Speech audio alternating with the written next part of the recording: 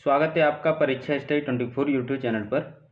दोस्तों, आज हम आपको डीएलएड प्रथम सेमेस्टर के विषय कंप्यूटर को कराएंगे। जो छात्र नए हैं चैनल को सब्सक्राइब कर लें, घंटी वाले बटन को दबा लें, जिससे नेक्स्ट आने वाली वीडियो की नोटिफिकेशन मिल सके। देखते हैं दोस्तों, कंप्यूटर की पीढ़ियाँ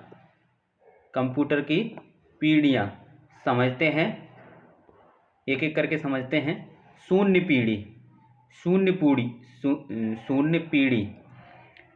पीढ़ी को समझते हैं। तो इस पीढ़ी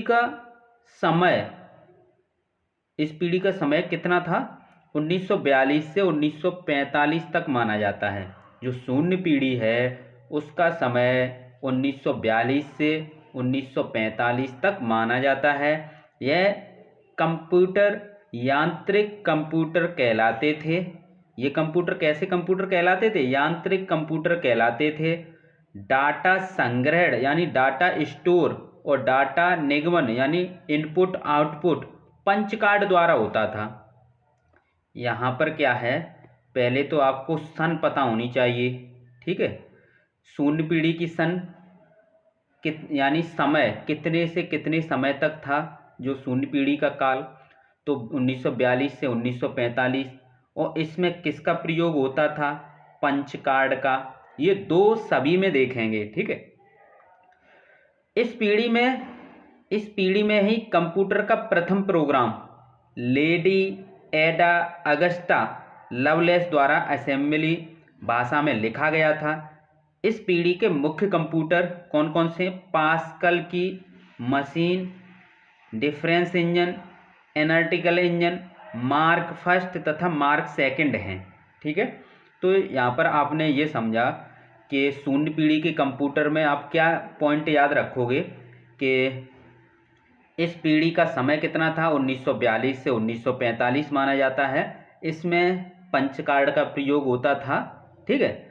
और इस पीढ़ी के मुख्य कंप्यूटर पास्कल की machine, difference engine, analytical engine, mark first और मार्क सेकंड हैं। अब देखते हैं प्रथम पीढ़ी के कंप्यूटर। सन 1945 से 1955 इनका जो समय है कितने से कितने तक है? 1945 से 1955 तक। इस पीढ़ी के कंप्यूटर में वैक्यूम ट्यूबों का, जो वैक्यूम ट्यूब होती थी, उसका प्रयोग किया जाता था। इस पीढ़ी के कंप्यूटर आकार में बड़े, गति में धीमे, मूल्य में बहुत अधिक तथा चलने में बिजली की जो खपत थी वो अधिक होती थी। तो इस प्रकार आपने समझा कि प्रथम पीढ़ी के जो कंप्यूटर थे उसमें वैक्यूम ट्यूब का प्रयोग होता था और इनका समय था 1945 से 1955। ये आकार में बड़े थे, इनकी गति धीमी थी, मूल्य अधिक था, चलने में बिजली अधिक लेते थे या फिर अधिक खपत होती थी, ठीक है। इस पीढ़ी के मुख्य कंप्यूटर आप देखेंगे इनियक, ठीक है, यूनिवैक, ठीक है। ये सभी क्या हैं? प्रथम पीढ़ी के कंप्यूटर के अंतर्गत आते हैं, ठीक है। 701, 702 ये सभी आते हैं। दो आप याद कर लें मुख्य रूप से। द्वितीय पीढ़ी में समझते हैं। द्वितीय पीढ़ी में पहले तो हमने बताया सभी में सन समझेंगे। तो द्वितीय पीढ़ी में सन 1955 से 1965 तक इसका समय माना जाता है। 1955 से 1965 तक।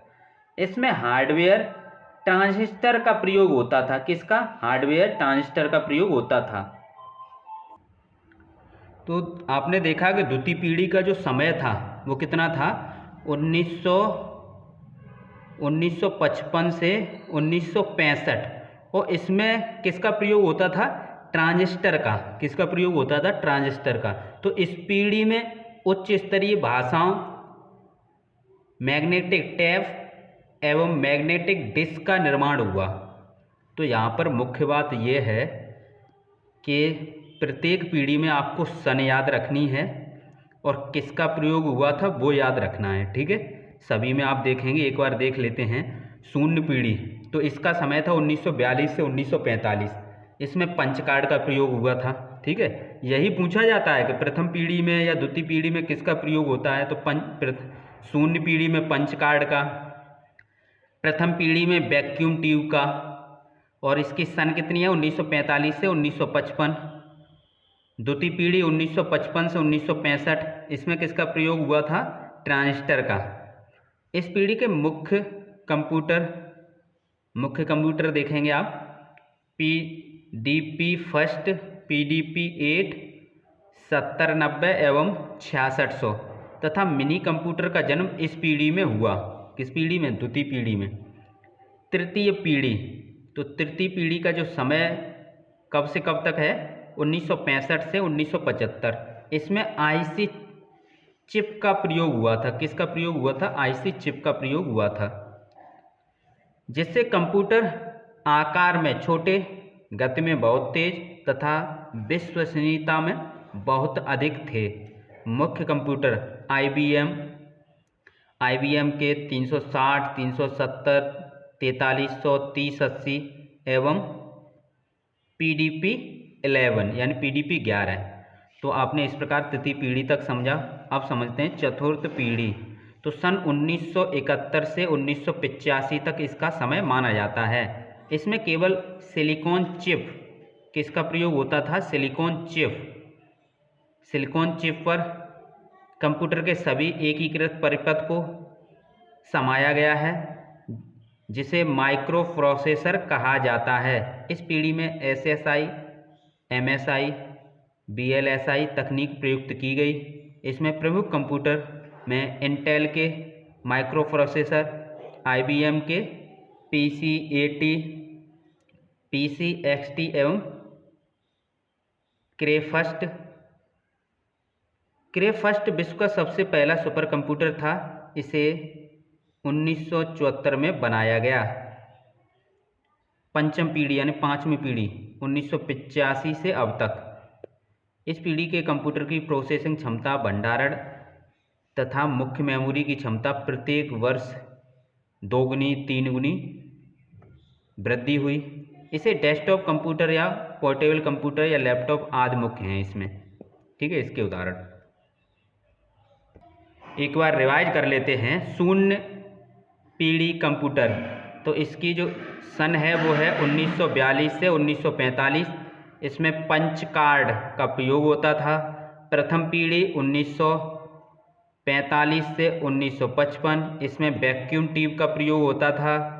द्वितीय पीढ़ी 1955 से 1965, इसमें ट्रांजिस्टर का प्रयोग होता था। तृतीय पीढ़ी 1965 से 1975, ठीक है, इसमें IC तथा चिप का प्रयोग होता था।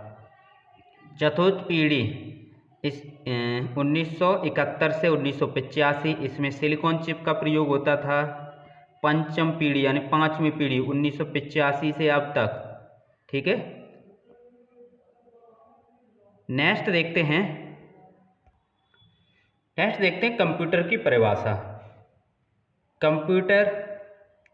कंप्यूटर एक ऐसी युक्ति है जो प्रयोगकर्ता से डाटा ग्रहण करके उस पर विभिन्न क्रियाएं करता है एवं इससे प्राप्त परिणाम को प्रयोगकर्ता को देता है। तो इस प्रकार आप परिभाषा लिख सकते हो। कंप्यूटर क्या है, एक इलेक्ट्रॉनिक डिवाइस है। तो कंप्यूटर एक ऐसी युक्ति है जो प्रयोगकर्ता से डाटा ग्रहण करके उस पर विभिन्न क्रियाएं करता है एवं इससे प्राप्त परिणाम को प्रयोगकर्ता को देता है। कंप्यूटर के प्रकार समझेंगे। कंप्यूटर के अंदर डाटा जिस रूप में प्रोसेस हो रहा है उसके आधार पर 3 प्रकार के होते हैं कंप्यूटर। कौन कौन से? Analogue computer, digital computer, hybrid computer.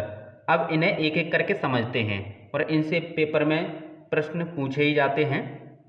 Analogue computer इसे समझते हैं, यह डाटा को एनालॉग सिग्नल में, यह डाटा को किस में परिवर्तित करता है?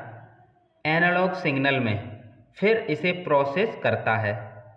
एनालॉग कंप्यूटर द्वारा प्रोसेस डाटा भौतिक वेरिएबल होता है जो तेज़ी से बदल सकता है, जैसे तापमान, ब्लड प्रेशर, विद्युत करंट, हार्ट बीट तथा वजन आदि। इन्हें मौसम विज्ञान, स्वास्थ्य विज्ञान तथा यांत्रिक इंजीनियरिंग आदि क्षेत्र में प्रयोग किया जाता है। तो एनालॉग कंप्यूटर में आपने समझा, इसमें क्या होता है, यह डाटा को एनालॉग सिग्नल में परिवर्तित करता है। ठीक है, मेन यही पॉइंट था। डिजिटल कंप्यूटर, डिजिटल कंप्यूटर में डाटा को डिजिटल सिग्नल में बदलकर प्रोसेस करता है, यानी पहले डिजिटल सिग्नल में बदला जाता है फिर प्रोसेस होता है।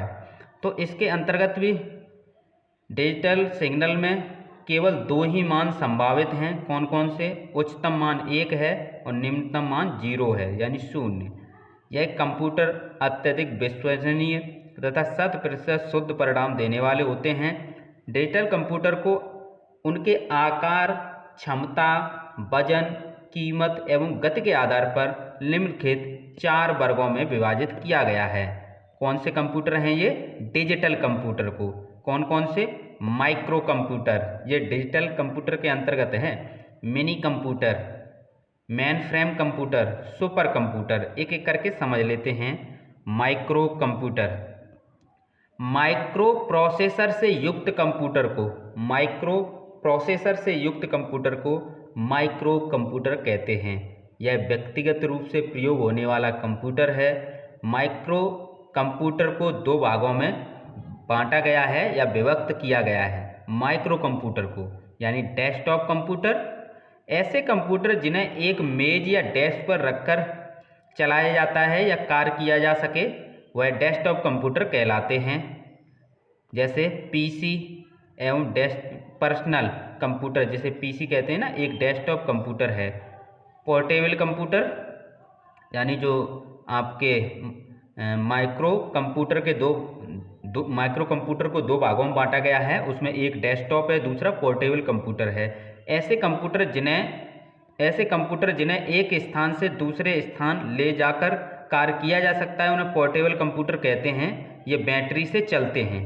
ठीक है, जैसे लैपटॉप है आपका, पीसी डिजिटल डायरी है, नोटपैड है। ठीक है, ये सभी क्या हैं? पोर्टेबल कंप्यूटर के अंतर्गत आते हैं। नेक्स्ट देखते हैं मिनी कंप्यूटर। मिनी कंप्यूटर को समझते हैं। मिनी कंप्यूटर एक शक्तिशाली मल्टी यूजर सिस्टम है जो अनेक प्रयोगकर्ता को एक साथ सेवाएं प्रदान कर सकता है। इसमें मैग्नम पॉप, सेकेंड, बेम्स 750 आदि प्रमुख हैं। मिनी कंप्यूटर निर्माण करने वाली कंपनियों में HP है आपकी, IBM है, ICL है, प्राइम है। मेन फ्रेम समझते हैं। मेन फ्रेम कंप्यूटर एक साथ हजारों प्रयोगकर्ताओं को सेवा प्रदान कर सकते हैं।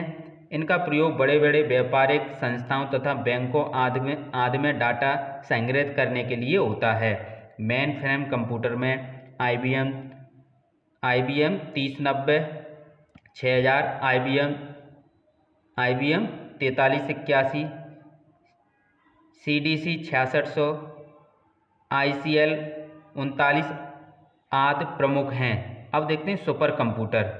सुपर कंप्यूटर सबसे अधिक शक्तिशाली, आकार में बड़ा तथा साधारण कंप्यूटर से हजारों गुना अधिक प्रोसेसिंग क्षमता एवं भंडारण क्षमता वाला होता है।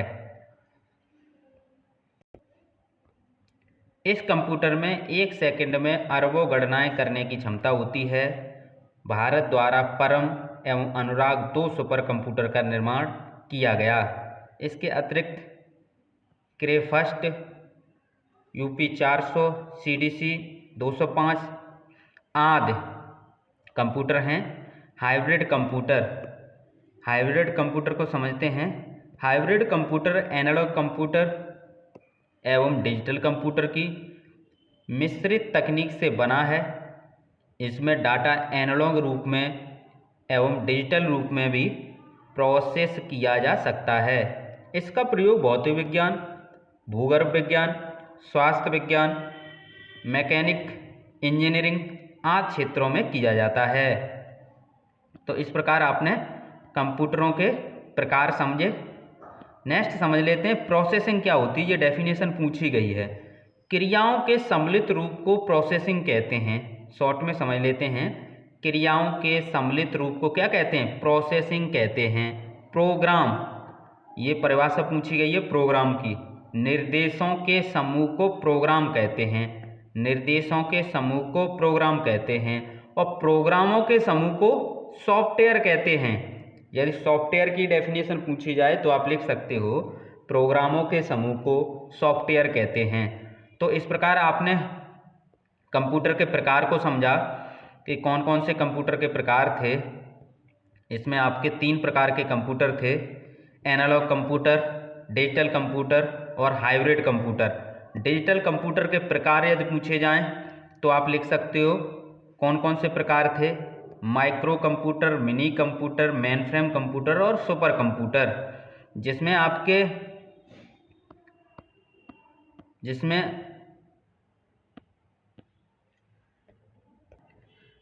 आपके माइक्रो कंप्यूटर, जो माइक्रो कंप्यूटर है, इसके 2 प्रकार बताए हैं। कौन कौन से? Desktop computer, portable computer. ठीक है, तो इस प्रकार आपने कंप्यूटर के प्रकार समझे, कंप्यूटर की पीढ़ियाँ समझी। तो वीडियो को लाइक शेयर जरूर करें। यूट्यूब पर आपके डीएलएड प्रथम सेमेस्टर के सभी विषय की वीडियो फ्री में कराई जाएंगी, यानी सभी विषय की वीडियो फ्री में आएंगी। तो अपने दोस्तों को और डीएलएड ग्रुपों में वीडियो शेयर कर दें।